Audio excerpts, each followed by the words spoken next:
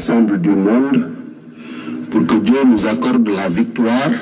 dans ce combat que nous menons contre le coronavirus. Naturellement, ma présence suffit à indiquer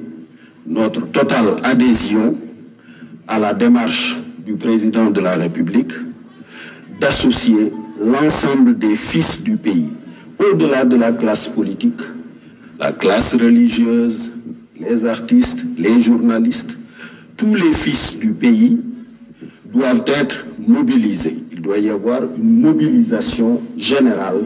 dans le cadre du combat contre le coronavirus. Parce que les faits sont simples. Il n'y a ni vaccin, ni médicaments. Deuxièmement, la propagation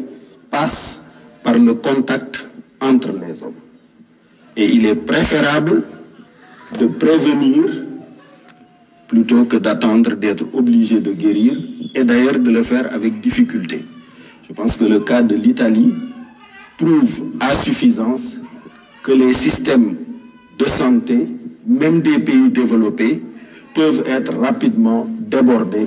par une affluence trop forte de cas. Maintenant, il ne s'agit pas de trop débattre, de trop analyser, il s'agit de se mobiliser comme un seul homme pour combattre le virus. Chez nous, il y a un proverbe très simple qui dit que l'eau qui est destinée à éteindre le feu n'a pas besoin d'être filtrée. On n'a pas le temps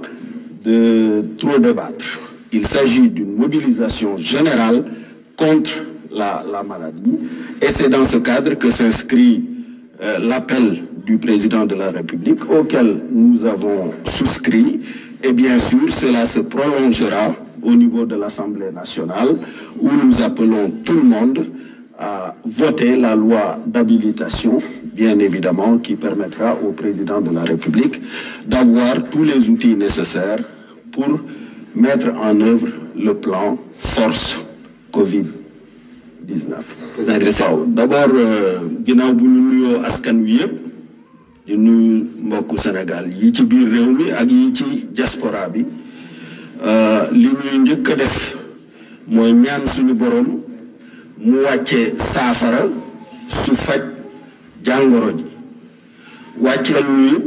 ay xéewal am koom mu ñu tàggaleeg jafe-jafe yi ak ñàkk gi wàcce aussi bépp xeetu njariñ buy dàq lor loolu ñun ñëpp ñu maase ci ku nekk ci li nga gëm ak li nga yaakaar nga dellu ci ñaan yàlla pour mu musal ñu ci jàngoro bi